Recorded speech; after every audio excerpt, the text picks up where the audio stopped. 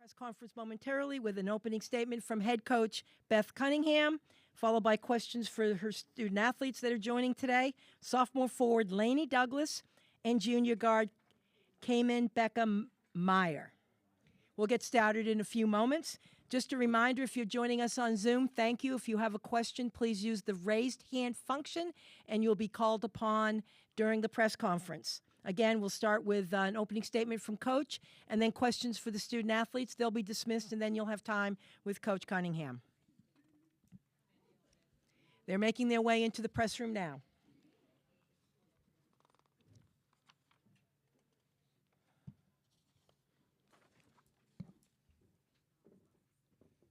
Again, Coach.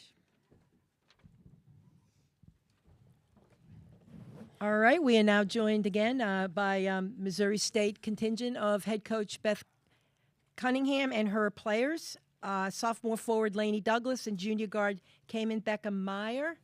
Coach, if you could just start our press conference with a statement, please. Yeah, congratulations to Texas, to their team, and Coach Schaefer. They're obviously a number one seed for a reason, and we certainly saw why. But they've had a tremendous year.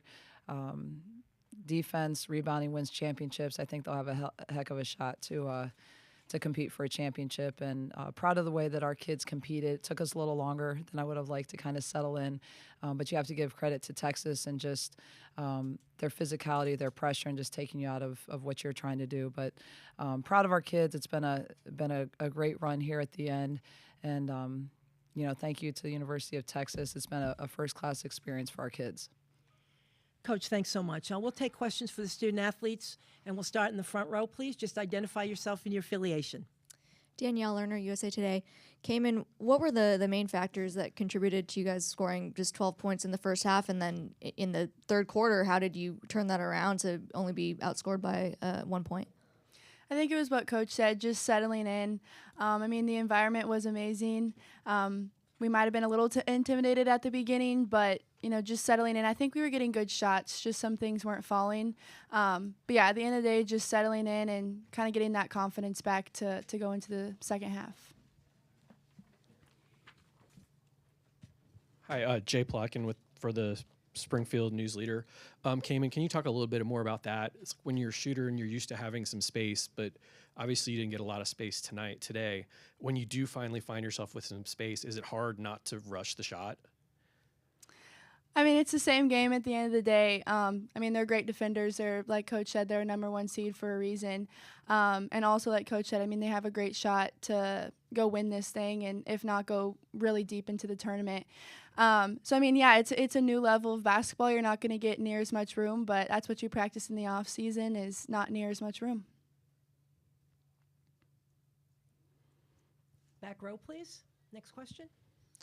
Ryan Collingwood, Springfield Daily Citizen. Lainey, you played against some pretty big teams in your career. How tough was it against a front line that big? What was that like, kind of going against a group of that size? Yeah, they were really physical, so I knew that going into here. Kind of worked on my jump shot before the game just to have it in the bag for this game. So they were super physical. I tried to just work around it, but just still a learning process, and I'm excited to keep learning. We'll go in the back for our next question, please. Thank you. Chris Ninehouse, KY3 out of Springfield. I know it's fresh, the loss, but do you have a sense of appreciation for the fact that you made it this far? You earned your right to play against a team that might win the national championship here and representing Springfield, the Ozarks, and can you just talk about, put into words, what it felt like to be on this stage, the biggest stage? Yeah, it means a lot to us. I know our younger selves dreamed of being on this stage for sure. So to be able to be here and to be able to represent Missouri State and Springfield as a whole, I know means a lot to me, just being a hometown kid. But I know our team, we're really happy for each other. Being able to go into as a 6th seed and win our conference tournament was awesome, and I know we're going to be really excited to get together 20 years down the road and share a lot of memories from this season, because there's a whole lot of those behind the scenes, things that don't even happen on the court. So we'll be excited for that. But, just to be able to represent Springfield means a whole lot to us. Anything else, Dougie? Anything to add? She said it perfect. I think she said it great. All right, next question then.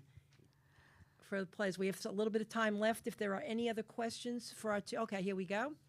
We'll go back to Ryan in the corner.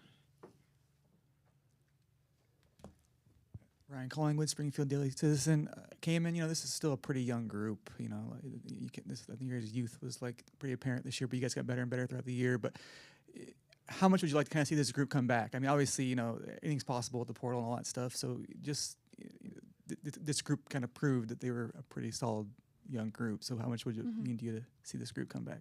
For sure.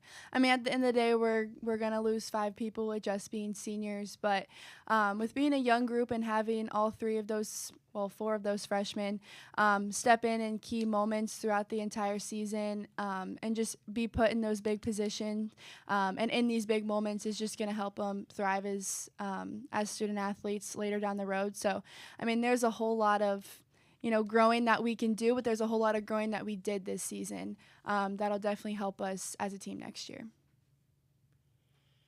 Do we have any other questions for Lainey or Cayman? All right, seeing none, ladies, thank you so much for your time at this press conference. Best to you in the future, and congratulations on your impressive season this year. Thank you.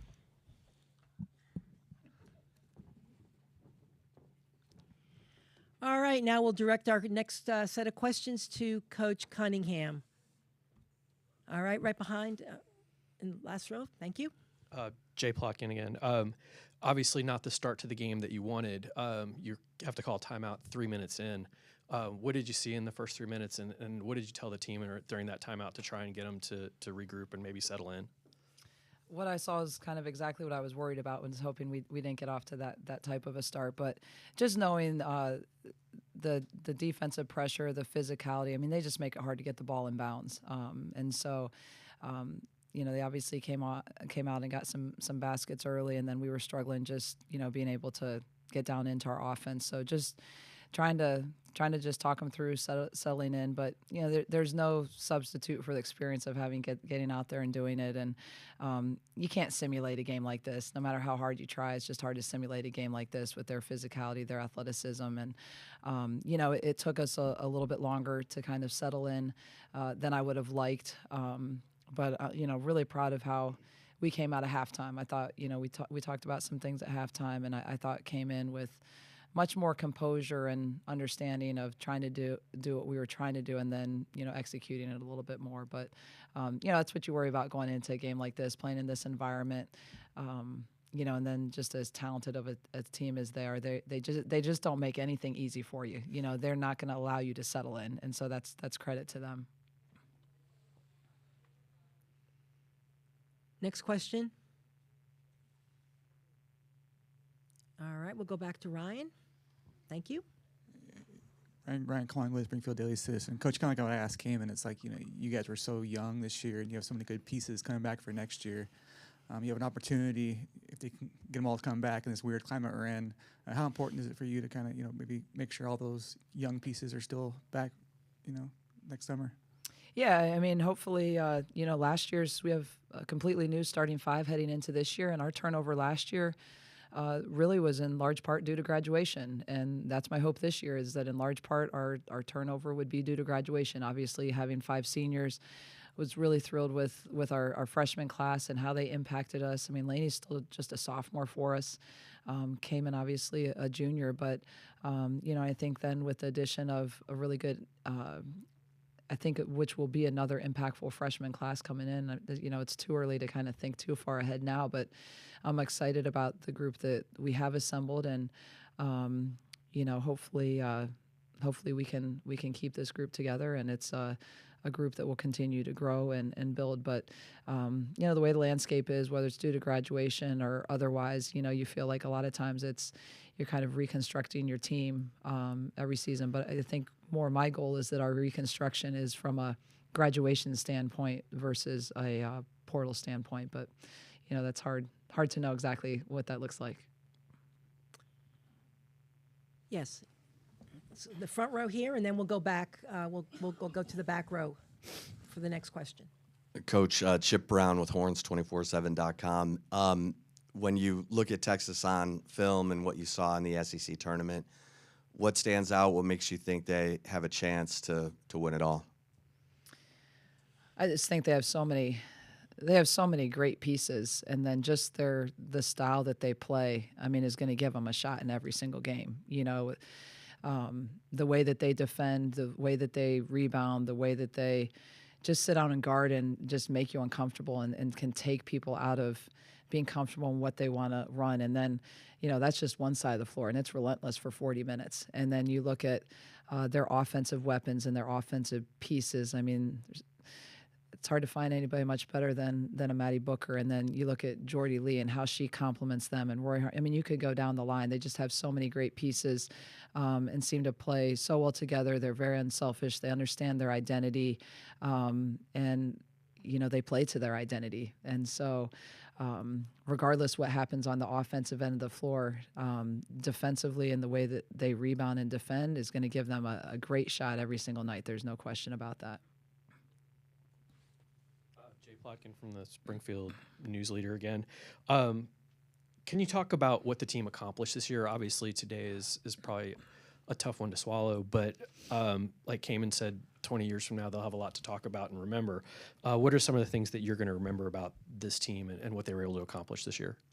Yeah, I mean, I just told the team after the game, there's very few teams that really get to finish how they want to finish. I mean, that's the reality. You look at Division I, Division II, Division III, you have your national champions. But other than, winning a national championship, there's very few teams that get to finish it how you want. And so I think, obviously today stings, and we would have liked the outcome to be different, and you want another game on your schedule. But it certainly doesn't take away from what this team accomplished this year. And I think, as a coach, one of the things that you strive to do is accelerate the learning curve. Today's landscape, you're kind of reconstructing your team every year. And so you're trying to accelerate the learning curve as much as possible. And it's been a group that's been together, 7 new players, 7 returners, been together since June. And as a coaching staff, you're trying to find the best way possible to accelerate that, because it's not that you probably don't have the luxury of coaching kids 4 or 5 years anymore, as you did in previous times. So I think our growth was tremendous. I think individually our kids got better. I think collectively we got better. And as a coach, your goal is to be playing your best basketball of the season at the end of the year. And so I think for the way we continue to grow from some of the successes, we grew every time from some of the bumps in the road to then turn it into learning those tough lessons and to be playing our best basketball at the end of the season, not just the conference tournament, but prior to the conference tournament, no question, we're playing our best basketball. And that carried over into conference tournament and to then, the opportunity we had the other night against Stephen F. Austin. So I just think the growth, the development, I really appreciate the kids' approach and their mentality. A lot of times, I'm a little old school in like how you approach adversity, how you don't throw in the towel and fight through those things. So to see our kids just stay the course and learn from those experiences to be growth opportunities, I give a lot of credit to the kids and just their mental approach. And, in the course of a long season, to feel like the way we finished is they're going to remember that stuff for the rest of their life, and to have that opportunity to come here and win on a big stage in the NCAA tournament and then to come out with a conference championship. I told him 10, 20, 15, 20 years from now, they're not going to remember who scored the baskets, who rebounded, who played, but there's going to be a lot of journeys throughout the season that are going to be lifelong memories. Danielle Lerner, USA Today. Are there certain characteristics that you think are kind of common denominators for national championship teams? Well, I've been on one, so I mean, I can only speak from experience. Certainly, you have to have enough talent. I mean, there's no question about that. You have to have enough talent on your team to compete. To win a national championship, you have to have enough talent to compete. At that level. But then from there, you look at the elite teams across the country. They're all talented, but the same things that those coaches probably preach to an extent are the things that we preach. With our kids about winning a conference championship. It's, it's being tough and hard-nosed and selfless and fighting through adversity, handling success, handling failure. We preach being unselfish and playing for something bigger than yourselves. I mean, there's just so many intangibles and characteristics that never show up on a stat sheet. And those are things that I know have helped us be successful in our program. But at the same time, having won a national championship, that was things that separated, those teams as well. So there's no secret ingredient, but I know how important a lot of those intangible characteristics are. There's no question about that. Do we have any other questions for Coach Cunningham? Seeing none, Coach, I just want to say thank you for your time this week. We enjoyed having your team here in Austin, and congratulations for your team's successes this season. Thank you. Thanks. All right, that will conclude our first round post-game news conferences with both Texas and Missouri State. A recording of this press conference will be posted in the NCAA Digital Media Hub at www.ncaa.veritone.com. Press conference transcripts also will be provided in the Digital Media Hub by ASAP, and you can look for them there as well. Thanks, everyone, for joining us, and hopefully we'll see you back tomorrow and Sunday.